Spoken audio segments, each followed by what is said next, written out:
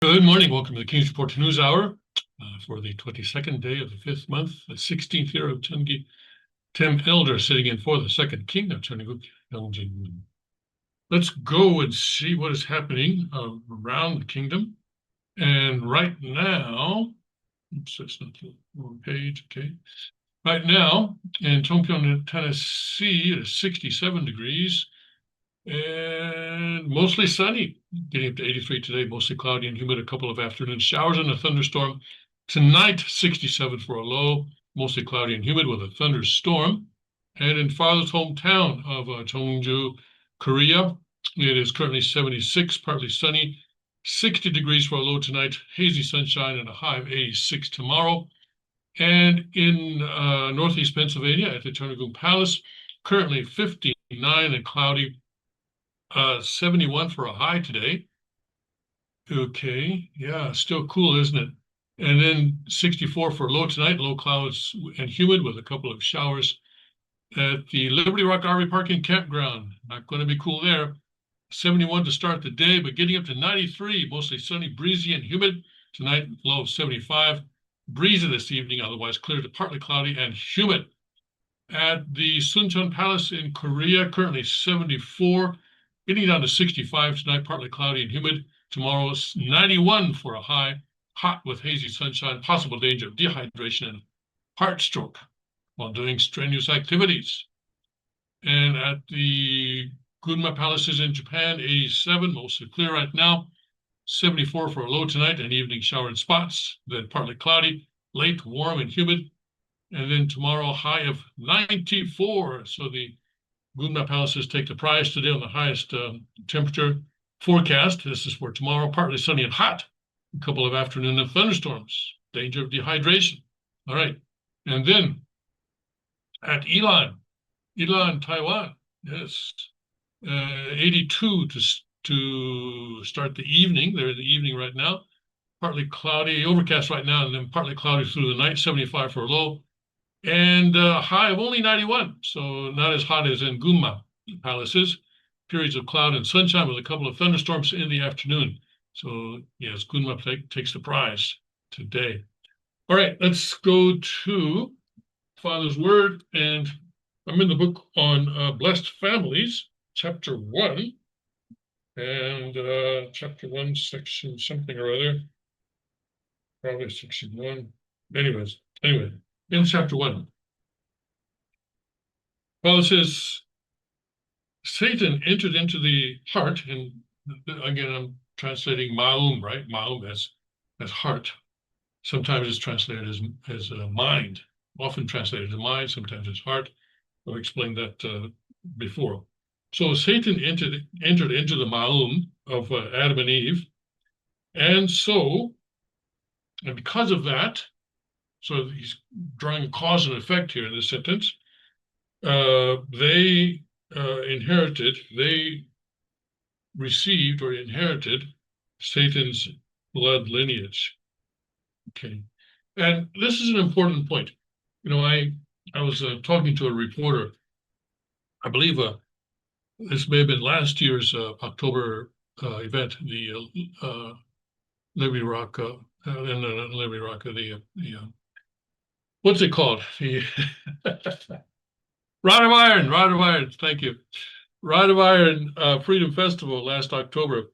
And one reporter was interviewing me, and I was kind of giving them the spiel and how, and I don't know how this came about, but I mentioned that Adam and Eve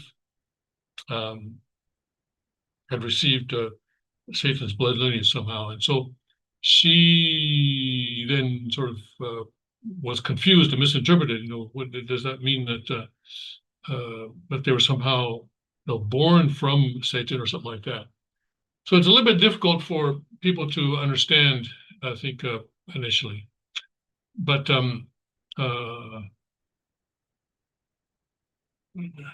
it's difficult to understand first if they don't understand the incorporeal world and corporeal world, or and the fact that the incorporeal world, the spirit world, in other words, is also substantial. If when Jesus was resurrected, all right, we had one disciple, Thomas, who was doubtful, right? Didn't believe that Jesus was actually Jesus. And so Jesus said, here, stick your hand in my wound. Where the Roman soldier, stick your hand in my wound here, where the Roman soldier stabbed me with his spear. And actually, the Bible is unclear as to whether Thomas actually did that. But Jesus challenged him. Oops, I'm sorry. My green screen is moving. Here, let's fix it. Okay. That's because I have some wind here going on. Okay. Anyway, Jesus challenged him. Says, if you don't believe, just go ahead and it's not clear whether he actually did that.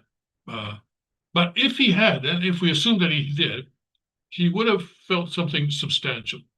He would have felt substantial because his spirit senses were open.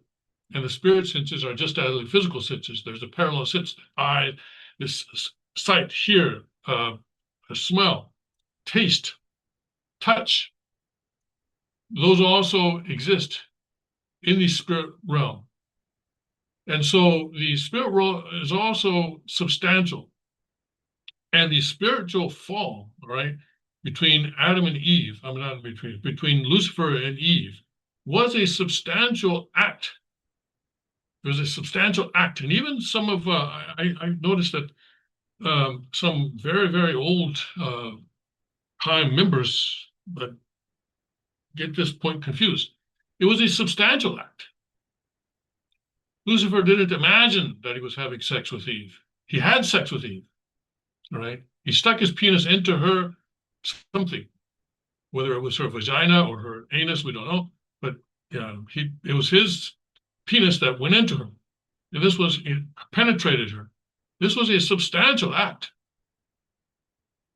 And then, but Father says here, Satan went into the ma'um of Adam and Eve. So, but it was through that act and through the grooming that preceded that act, and the final sort of the climactic situation, the final, really the decisive move then was that sexual act that took place between the spirit body of Lucifer and the spirit body of Eve. And by that, then he was now dominating Eve. He was in her heart. He was dominating Eve. And then Eve, foolishly thinking that she could get back to God by having sex with Adam, actually then committed the physical fall. And that again was a substantial sexual act between Eve and Adam. And of course, this time it was between the physical body of Adam and the physical body of Eve. And then by that, Satan was able to indirectly then, oh boy, this thing is going round and round, isn't it? What shall I do? I guess I'm going to have to turn off the fan. Let's see if that helps. If that doesn't help, I'm going to have to close the window. So, but indirectly, though, through Eve, he was able to also dominate Adam. Okay, so that is a very important point. That was a substantial act, but through that substantial act, Satan then was dominating Eve and dominating Adam, and then there was no possible way then for Adam and Eve to continue their relationship with God. That relationship was severed as a result of those two substantial sexual acts. Okay.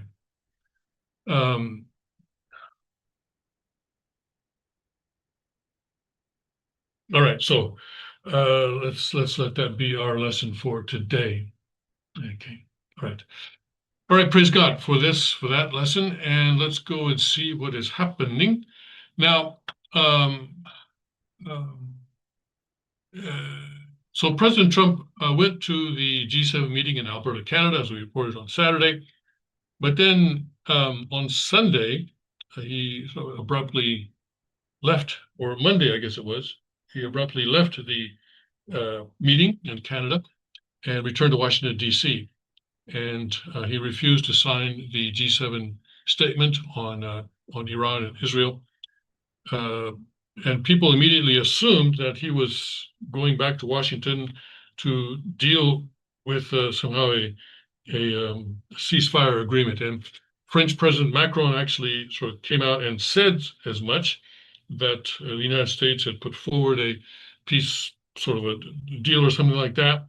And President Trump was working on that, and that's why he left the meeting. President Trump has denied that. Also, Axios came out with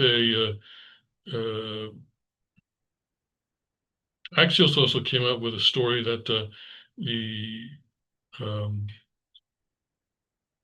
the Trump administration has put forward some sort of a deal for the Iranians. Anyway, this is what President Trump posted 5 hours ago about what Macron said. Publicity-seeking President Emmanuel Macron of France mistakenly said that I left the G7 summit in Canada to go back to DC to work on a, quote, ceasefire, unquote, between Israel and Iran.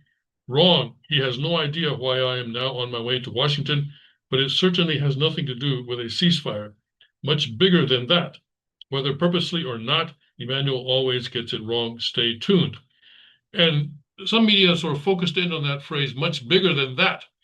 And also they looked and they saw that the United States military was moving some of the refueling aircraft, the aircraft used in refueling jet planes and so forth, fighters and so forth, moving some of these refueling aircraft across the Atlantic. And they said, aha, okay, the United States is now going to get involved. Now the United States is going to attack Iran. This is where they went with that. Okay, but based on this sentence, much bigger than that. So then President Trump, 1 hour ago, and I think this is in reaction to the Axios story that came out 9 hours ago, said, I have not reached out to Iran for, quote, peace talks, unquote, in any way, shape, or form. This is just more high, and this is from the real Donald Trump account on Truth Social. I have not reached out to Iran for, quote, peace talks, unquote, in any way, shape, or form. This is just more highly fabricated fake news, all in caps. If they want to talk, they know how to reach me. They should have taken the deal that was on the table, would have saved a lot of lives. And that final sentence is one that he has been repeating. And in fact, if you look at the top of his account on the Truth Social, he's actually pinned this post. Iran should have signed the, quote, deal, unquote, I told him to sign. What a shame and waste of human life. Simply stated, Iran cannot have a nuclear weapon. All in caps there, Iran cannot have a nuclear weapon. I said it over and over again. Everyone should immediately evacuate Tehran. But again, the immediately evacuate Tehran is being taken to mean that the United States is going to bomb Tehran off the map or something. Some media have said, the U.S. is the only country in the world that has a bomb that is capable of taking out Iran's nuclear facility, which is deep, deep, deep in the ground. Excuse me, just a minute.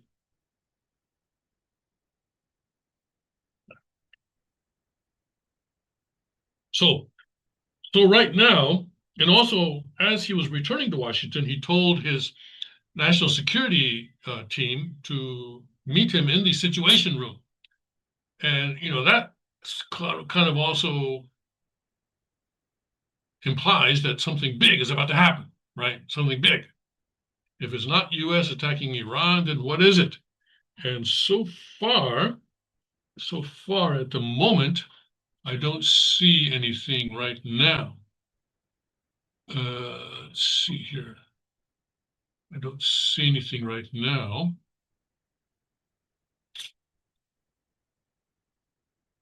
Right.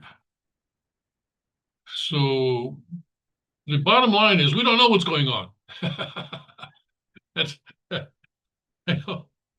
this is what journalists hate the most, because if they don't know what's going on, their editors are getting on their case to say, I don't accept that. Find out what's going on.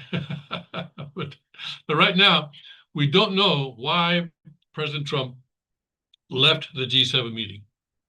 We don't know why he has called his national security team to meet him in the Situation Room. And I suspect we'll be finding out in the next hours. But at this point in time, we can only speculate, which, people are always speculating, and they're always happy to speculate. But speculation, though, especially in this type of environment where lives are at stake and so forth, and really, phrases like WW3 are being thrown around, speculation is not a very good thing. So let's just wait. And perhaps if you're reading this later on, maybe you already know much more than I do right now. Anyway, we'll see. But, there may be reasons that he left the G7 that have to do with the G7. I mean, think about it. You got what? You got Japan there, and you got UK, France, and Germany. You got Canada there. You got Italy there. And you got to ask yourself, are these people really helpful? Right? Are these people really helpful in what President Trump is trying to do, trying to steer the world away from World War III?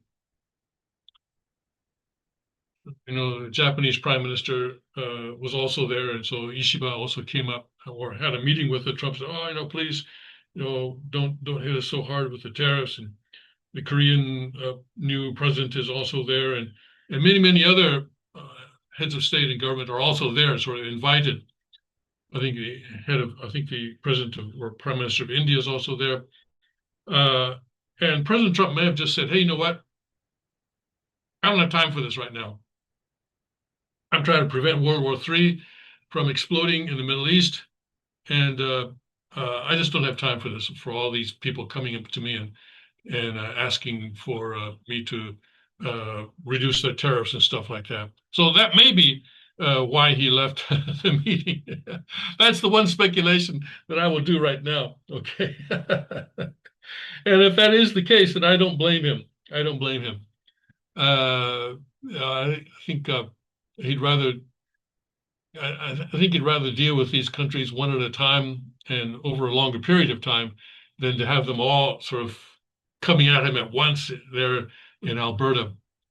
Anyway, so we will find out when we find out, I guess. Let me just refresh the page here, make sure that, yeah, okay, nothing's coming up. All right, okay. All right, so we just know that he's back in Washington now. Okay. Breitbart is leading with this story from Axios. Trump administration proposes Iran talks for nuclear deal and ceasefire. And I think this is what Trump did deny in his post that he put up an hour ago. And so we can discount that. Okay. And continuing to watch this here.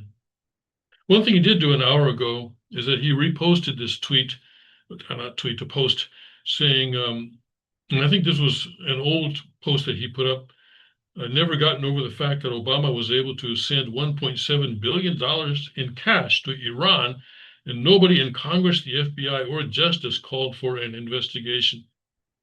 And a number of people have pointed this out, that really the problem that we are having today with Iran may not have originated with Obama, but he certainly did not help.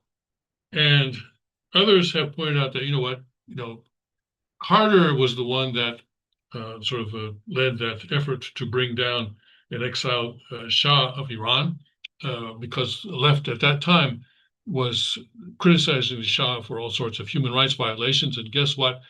If the radical Islamists had not been allowed by Jimmy Carter, to come into power, then we would not be having this problem today, and Iran would not be supporting terrorism around the world through Hezbollah, through Hamas, through Houthis, et cetera, et cetera, et cetera.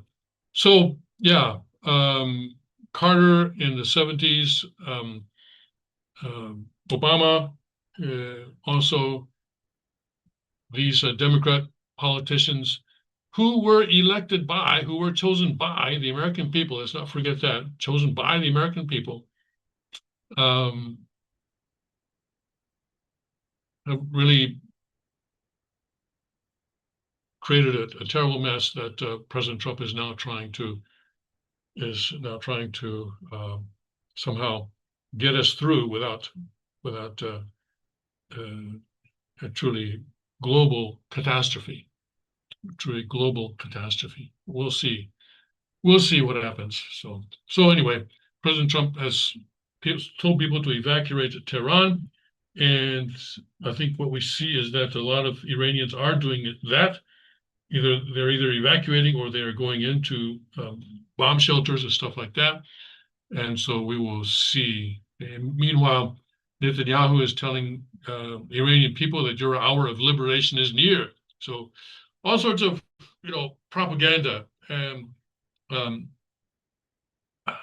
people are trying to get an advantage through words, not just bombs and bullets, but also through words. And to a certain extent, that does have an effect. But we will see how this all pans out. Okay.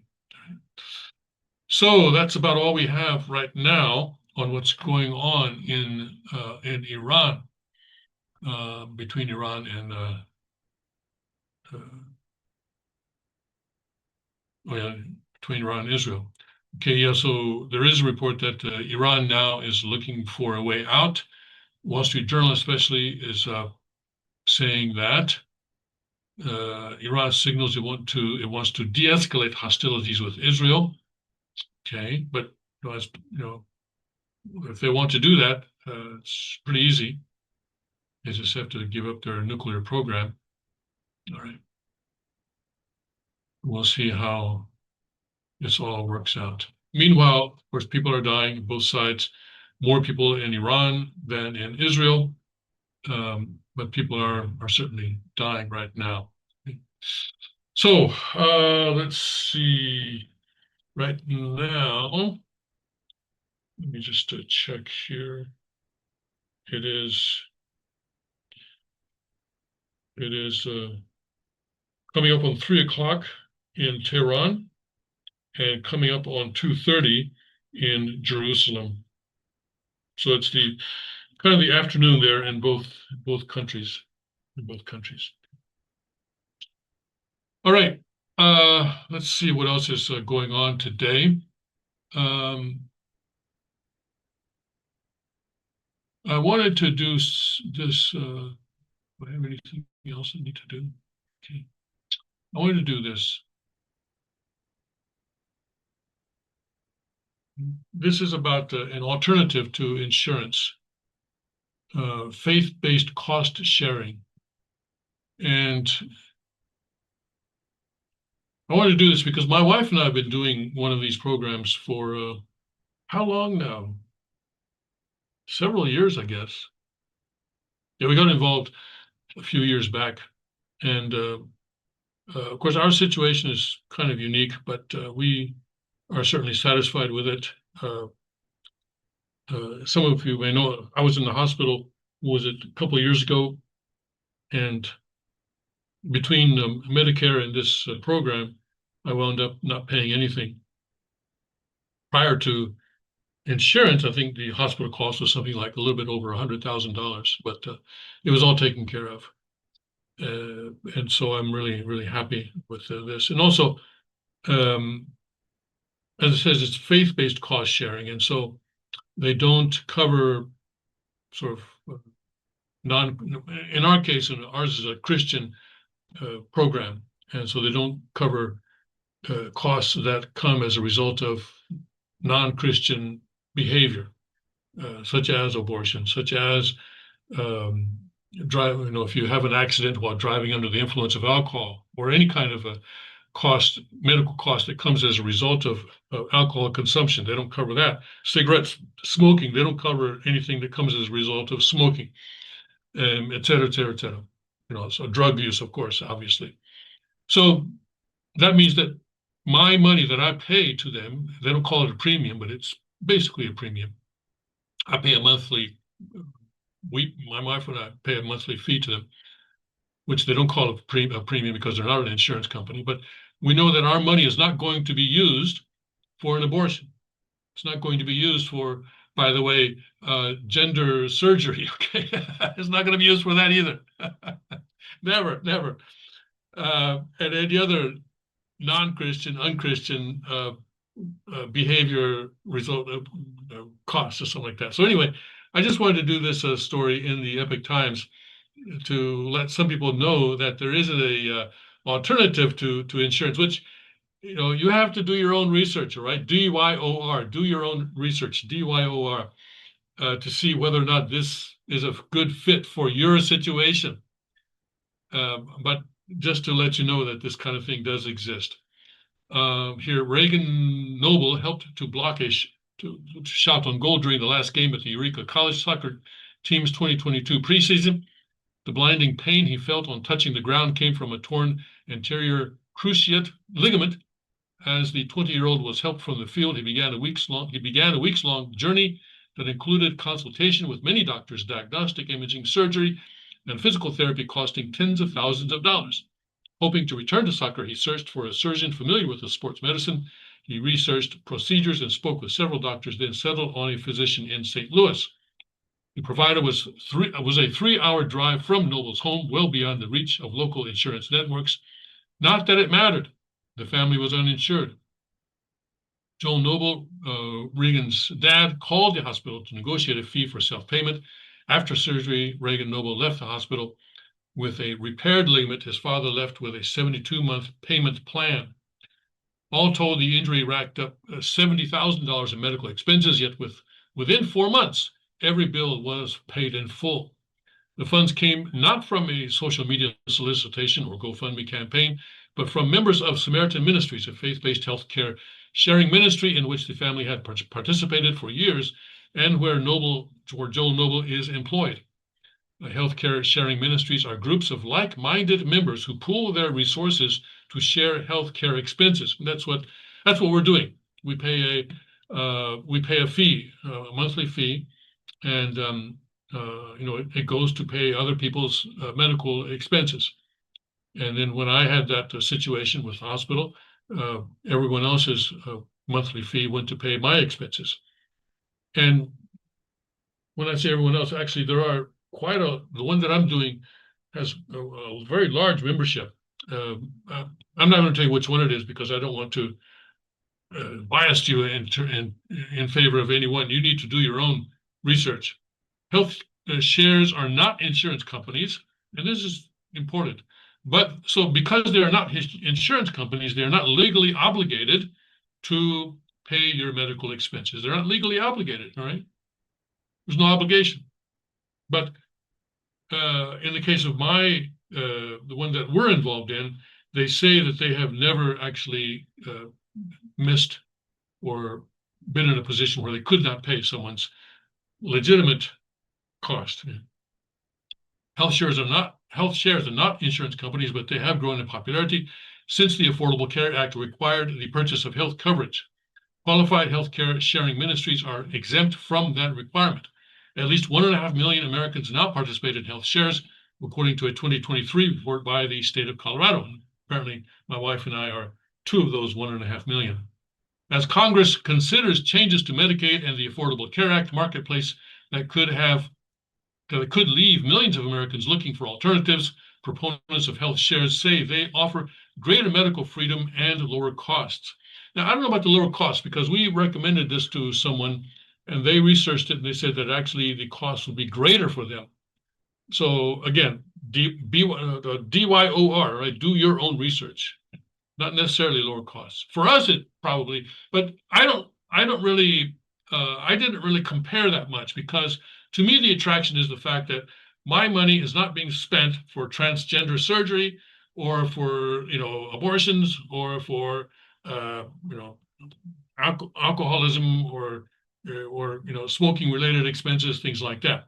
So that's why I like that my money is being used only for Christians and Christian behavior that results in medical expenses.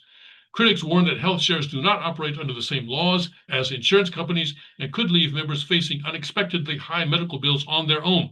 Well, yeah, that's true. But the one that I'm involved in then publishes a list every month that says, listen, we've got these other expenses that don't qualify for sharing. And if you want to donate extra for them, you can.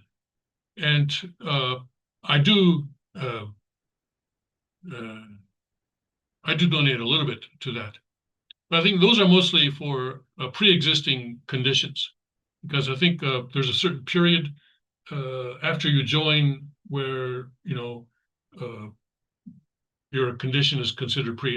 Anyway, so there are certain things that people do come up against that have these medical bills that don't qualify for sharing. Health shares have been around in their current form since the 1980s. There are now more than 100 such groups, most operated by small religious groups, according to Katie Talento, Executive Director of Alliance of Healthcare Sharing Ministries. Others are much larger, and I think my wife and I think are involved in one of the larger ones and are open to the public with some restrictions. To qualify for an exemption from the Obamacare insurance mandate, a healthcare must be a federally recognized nonprofit and submit to an annual audit by an independent certified accounting firm. The key criteria, however, are that the health share members must have a common set of ethical or religious beliefs and must share medical expenses among themselves in accordance with those beliefs. And so, yeah, when we joined, we had to qualify ourselves as Christians. We did. And that may give you an idea of which one we're involved in. Anyway, if you're smart enough to figure that out, all power to you. The ethical or religious component is what leads most people to join a share, according to Talento. The first reason why people would consider us instead of insurance is they don't want their dollars to be subsidizing immoral procedures that violate their religious beliefs or conscience. Amen. All right, amen to that. Health shares typically won't share the cost of abortions. Yes, that's right. Contraceptives or fertility treatments. To join the group, members must affirm a statement of faith, which we did. Some groups require members to make certain behavioral commitments, such as attending church and abstinence from alcohol, tobacco, and sex outside of marriage. Well, we did not have the attending church requirement, although we did have the requirement that someone in our church, at that time the Newfoundland Church, had to vouch for us, who was already a member. And yes, that was not a problem. Some people are drawn to health shares for more pragmatic reasons, according to this person of Christian Healthcare Ministries. They allow more freedom in choosing a healthcare provider, and they usually cost less than insurance. Okay, that would be great if they do. What DYOR, right? Because health shares are not insurance companies, they avoid insurance-related terms. They use language like share rather than premium, and personal responsibility or household portion rather than deductible. Once approved, members contribute a monthly share, which can be as low as $89 or more than $800, depending on the household size, age, location, and other factors. Okay, we are somewhere in between those two figures, I'll just tell you that. Members can usually choose a level of personal responsibility, which an insurance company might call a deductible. When that is reached, other members will share all or part of the remaining cost for a health event. Some health shares require the personal responsibility threshold to be met for each incident. For others, the personal responsibility threshold is annual. Health shares don't pay claims. They share expenses among members on a voluntary basis. That's important. That's important. But it does work. I mean, there is no legal obligation and they're not paying claims and so forth. But you know what? Insurance companies,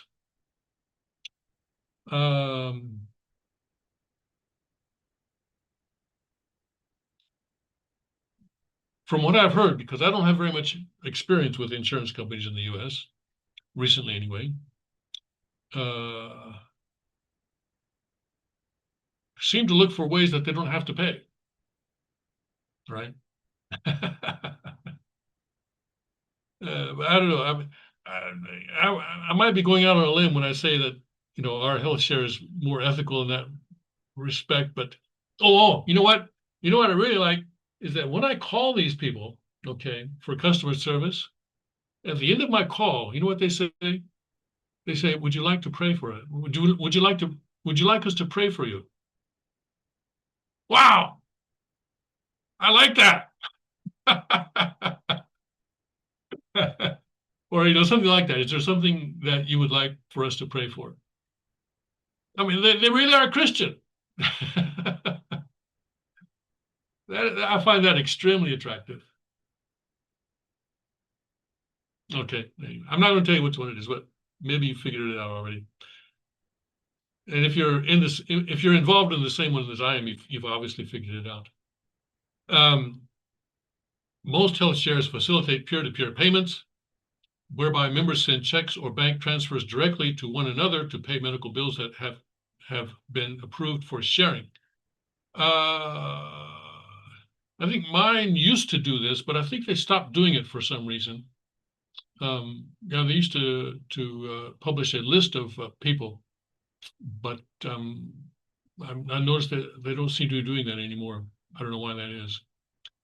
And sending personal notes and praying for sick or injured members is encouraged. I think they seem to have moved away from that as well. The personal contact is one reason people become committed to health shares, according to Noble.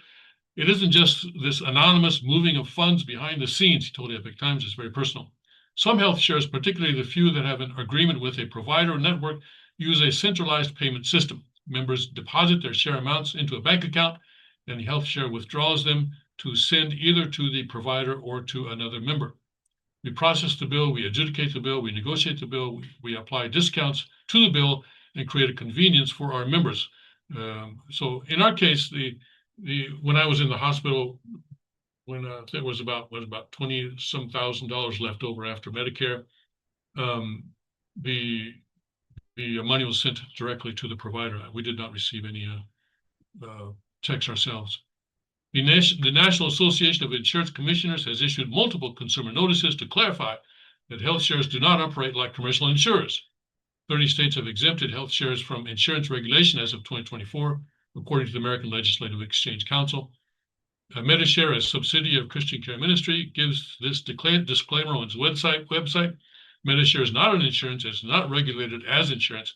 Neither Christian Care Ministry nor any Medishare member assumes any legal obligation to share in the payment of any medical expense incurred by another Medishare member. So there's no legal obligation, but it still happens. Still, stories abound of health share members who have been surprised that their medical bills, sometimes in the tens or hundreds of thousands of dollars, were not shared by the ministry. There can be benign reasons for that, according to the industry insiders. One is that a health share may develop a backlog of share requests due to a technical problem, et cetera, and they go on with that. And here, the average member has 3 or 4 conversations with our team before enrolling, James said. At the end, they sign off that they've read the guidelines to ensure they're aware of what they're entering into. So, and it's important that you, if you do go this way, that you know exactly what's going on. And at the end here, it says, "We are not for everyone," she said. Okay. All right. So, yeah, and you may need to balance, the benefit of knowing that your money is not going to go to abortion or transgender care, and knowing that it will go to Christians, as opposed to maybe, maybe paying a little bit more than you would with another kind of insurance or something like that. So cost benefit, you have to wait, you have to do your own research. Okay. Yeah. All right. So I wanted to make you aware of that situation today. And perhaps one or two of you will find that it's useful. All right, let's see here. What else is going on? Let's here. Right, let's look at the live updates on President Trump. Okay. Right, here's the latest. President Trump returned to Washington Tuesday.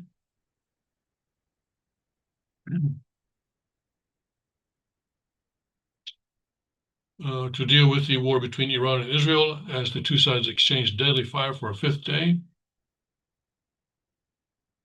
Expand that. And Israeli officials pressed the United States to join its military campaign against Tehran. Mr. Trump departed early from the meeting of the leaders of the group of 7 nations in Alberta, Canada. On the flight home, he told reporters that he was looking for something better than a ceasefire between Israel and Iran. What would that be? And several countries have issued travel advisories. Sounds like a good idea. And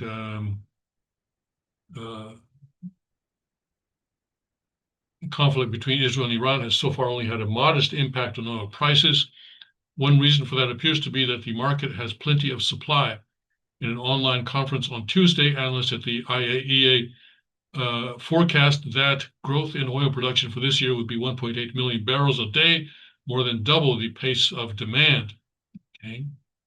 And U.S. warned Iran against targeting U.S. assets, saying we'll come down so hard it'll be gloves off. Trump said Iran knows not to touch our troops.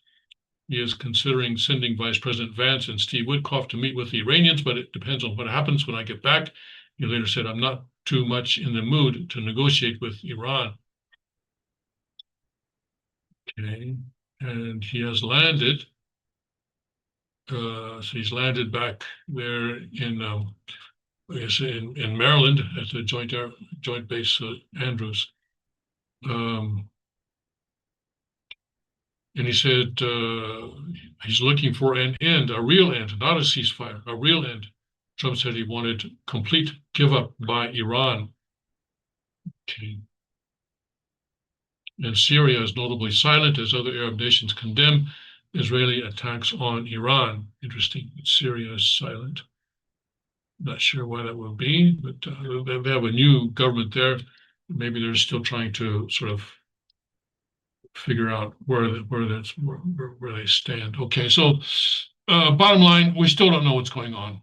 Okay, so we will wait and not speculate as to what's going on. But it's interesting that he's saying, I'm not looking for a ceasefire, I'm looking for a real end. I find that encouraging. And then so we'll see what this results in. Okay. And regime change emerges as an unstated goal of Israel's war on Iran, but Trump unconvinced. I think Israel has been pretty clear that their goal is regime change. You know, Netanyahu keeps saying, "Oh, you know, people of Iran, your hour of liberation is at hand," and so forth and so on. The staggering success of the first phase of Israel's war in Iran has left its air force in total control of the skies over Tehran and its leaders contemplating regime change in the Islamic Republic. When was this published? 2 hours ago, I guess, right? Yeah, 2 hours ago it says. The big picture, Prime Minister Benjamin Netanyahu has effectively endorsed the idea in a string of media appearances in the last 48 hours, but President Trump has remained unconvinced, at least so far, U.S. officials say. When the Israel Defense Forces thought they had a window to assassinate Supreme Leader Ali Khamenei over the weekend, Trump opposed it. A senior administration official summed up the thinking, it's the Ayatollah you know versus the Ayatollah you don't know. That's not to say Trump couldn't decide to swoop in and do some gigantic action, the official cautioned. Driving the news, Trump issued an ominous warning overnight that everyone in Tehran should immediately evacuate, then announced he was leaving G7 summit early. So people got the idea from this, said that the United States was going to do something, but that turns out not to be the case, it appears. Okay. Speculation of an imminent U.S. attack spread like wildfire before the White House denied it, and Trump himself suggested he might cut a deal. Israeli officials tell Axios that regime change isn't an official war aim. It was not one of the objectives approved by the Israeli Security Cabinet ahead of the war, and several Israel Defense Forces officials said They've received no such directive from the political level. The discussions about it are getting louder and more overt. But if there is going to be a regime change, it can't be from one Ayatollah to another. It can't be from one radical Islamist to another. If you want to have a regime change that brings back the kind of culture and the kind of political environment that existed prior to, prior to the takeover of Khomeini in the 70s, that would be a meaningful regime change.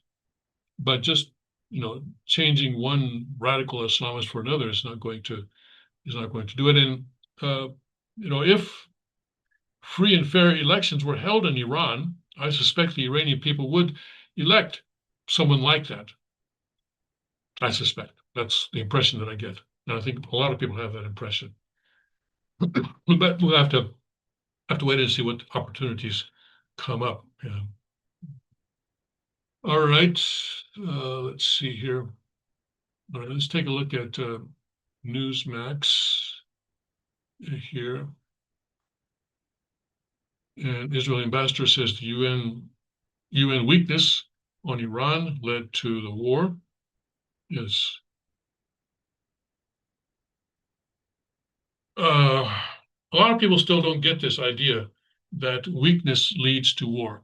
Weakness in the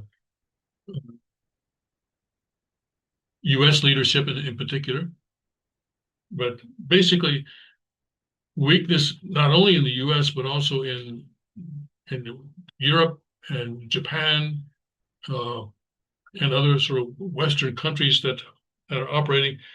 Japan's not operating on a Christian foundation, but those countries that are operating on a Christian foundation need to be confident that Christian values have to guide the world. And it cannot be radical Islam values, and it cannot be communist values that guide the world. And many people don't seem to see that. Okay.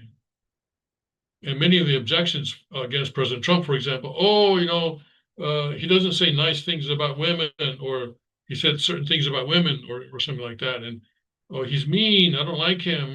This kind. I don't like him.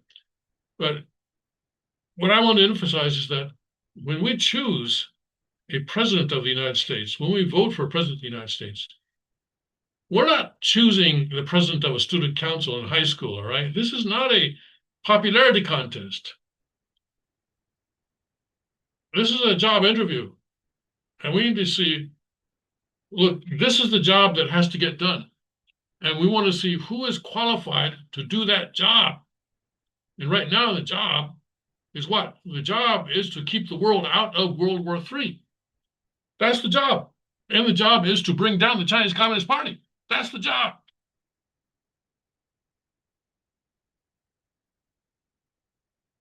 And Biden obviously didn't do that, right? He wasn't able to prevent the Ukraine war, the Russia-Ukraine war. And as this person is saying also, UN weakness as well led to the Iran war, or the Israeli-Iran war, because they just kept on appeasing Iran, and Obama, I'm sorry, sending more than $1 billion in money to Iran, which they could use to further develop their nuclear program and stuff like that. Okay. And also, I would say something similar with North Korea, beginning with Kim Dae-jung. Korea has not had a number of presidents that appeased North Korea, and guess what? We now have North Korea possessing nuclear weapons that can potentially reach the United States, or at least reach Okinawa and Guam, and U.S. bases in other parts of Japan as well. Other parts of Japan other than Okinawa. So it's this kind of appeasement that we saw before the World War II that led to Hitler's rise, and now the rise of radical Islam, the rise of communist China, and so forth, also now in this day and age. So Trump is the one. Trump is the one Right? I don't agree with everything that Trump has done. You know that, but he is the best option that we have to deal with the problems that we have right now. Okay, so Trump gathers national security staff as fight grows. Okay.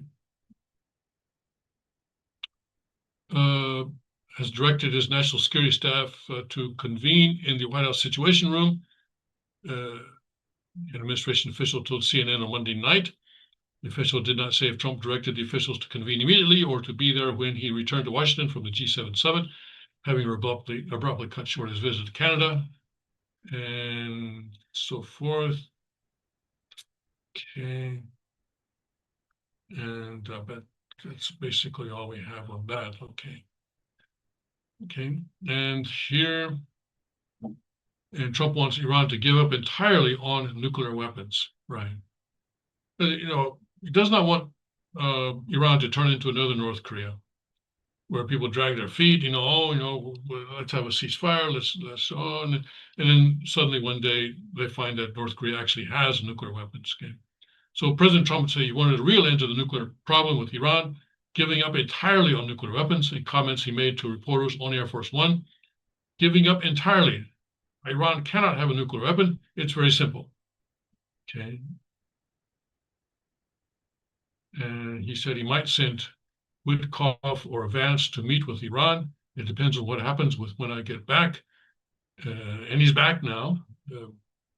He said, "You're going to find out over the next 2 days. You're going to find out. Nobody's slowed up so far." All right. And he added that Washington was working on helping Americans who are trying to flee the region amid the Israel-Iran war. We're working on that. We're doing the best we can. Now, my feeling is that, listen, I'm here in Korea. If things go bad, I'm not going to be calling up the White House and saying, help me get out. You're here. You know the risks. Come on. You know the risks. All right.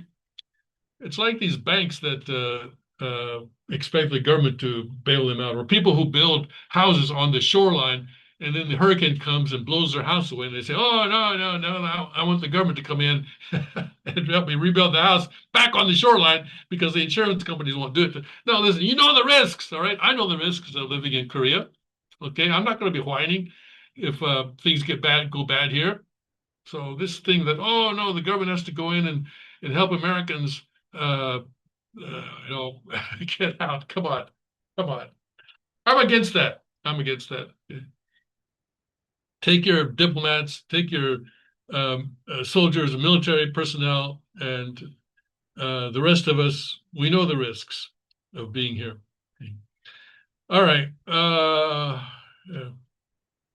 Let's see here. Tehran denies seeking nuclear weapons. Right. Okay. Has the right to develop nuclear technology for peaceful purposes, including enrichment as a party to the nuclear non-proliferation treaty. But as President Trump said, you've got gas, you've got oil that's incredibly cheap. Why do you need to develop nuclear energy, which is more expensive than what you've already got? So, all right. If they want to talk, they know how to reach me. Okay, that was what we read already. All right. Okay, and Israeli military killed Iran's wartime chief of staff, but they keep killing these people, but then they get replaced very quickly. Netanyahu IDF is on the way to victory over Iran. Iran signals urgent talks to avoid U.S. involvement.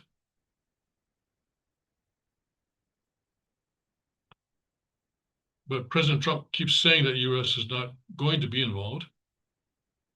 Okay.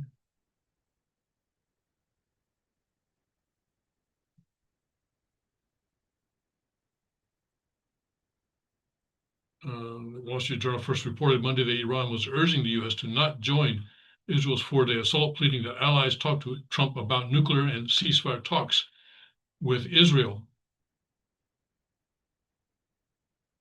Well, we'll see what happens with that. Okay. And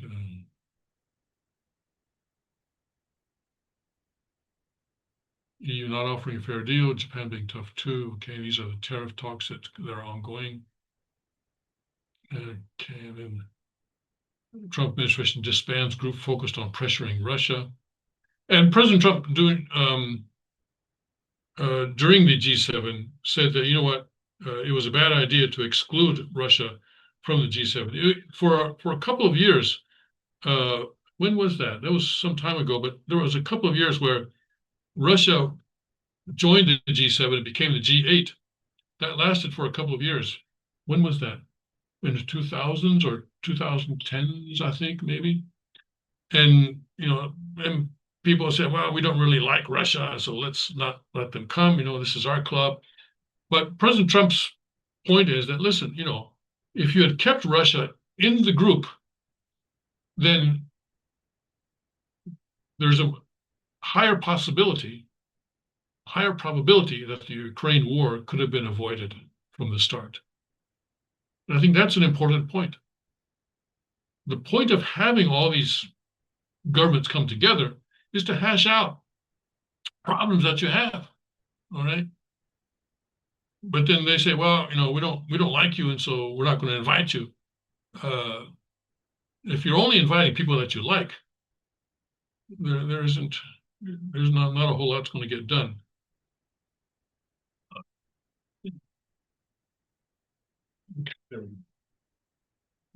Readjusting my green screen. I'm sorry. All right, and okay, so forth.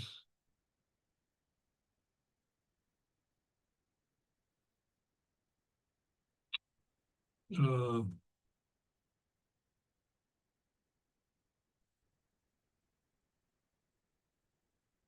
oh yeah, this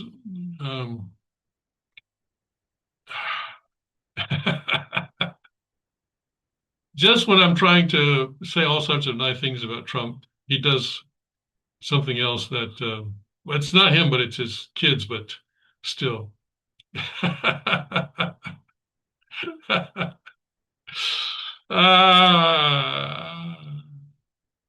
So the Trump family, I guess, is launching a mobile phone service. All right. And I watched a video about this, and the draw is that, first of all, you get a phone that is completely made in America. And the customer service is also only in America. So you're not talking with someone in Ireland or India or someplace else. It's all in America.